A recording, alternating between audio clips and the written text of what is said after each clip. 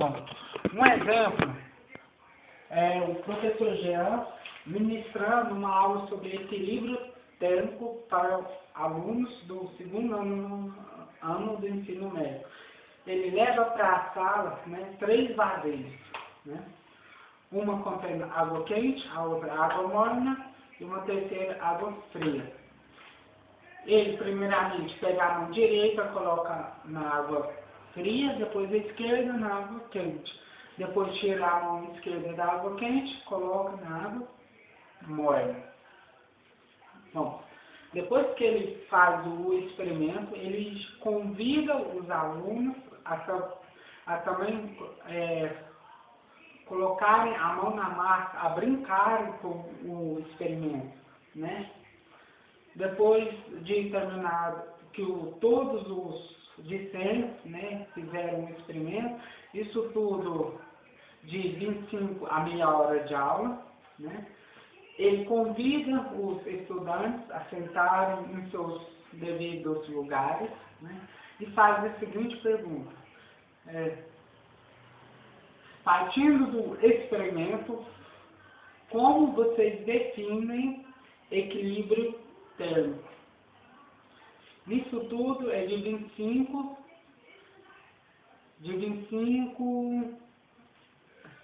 minutos, né? Essa pergunta. E um segundo exemplo imagine o mesmo professor, o professor Jean, ministrando uma aula sobre campos magnéticos, né, ou campo magnético, para uma turma do 3º ano do ensino médio. Então, ele leva uma simulação para a sala de aula, né?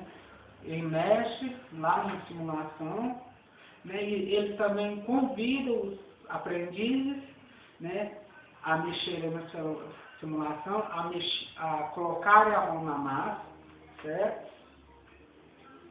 Aí, nisso tudo também de 25 a meia hora de aula, 25 minutos a meia hora de aula. Aí também ele convida os alunos a sentarem em seus devidos lugares, certo? Ele faz a seguinte pergunta: como vocês definem campo magnético a partir da simulação? Então, nesses 2 exemplos que eu ministrei, o professor Jean simplesmente construiu conhecimento com os alunos. Ele também instigou a participação dos mesmos na aula. Saiu um pouco da rotina, né, do quadro negro. Eu falei de 2 métodos alternativos, né, para lecionar. Existem outros meios, vídeos, jogos e a minha nova proposta de ensino.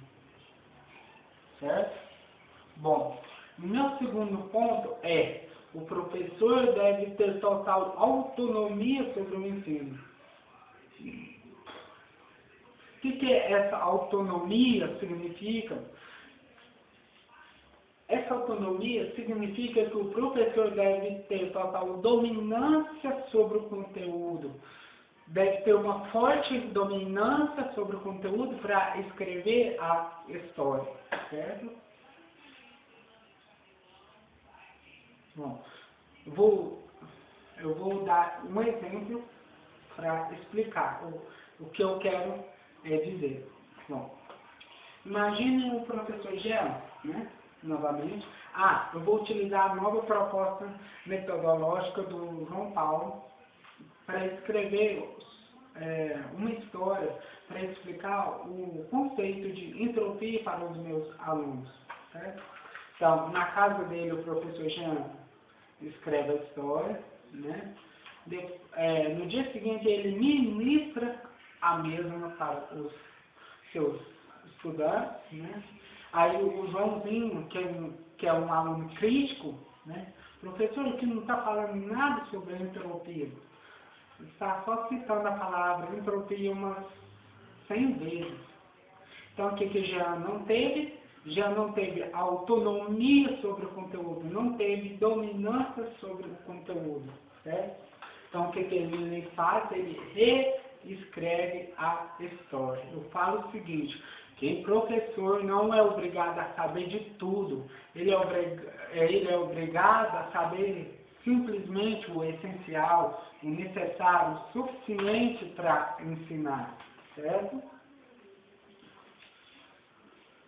Então, ele estuda, primeiramente, o conceito de entropia e reescreve a história, certo? Bom, como no caso do Jean, né?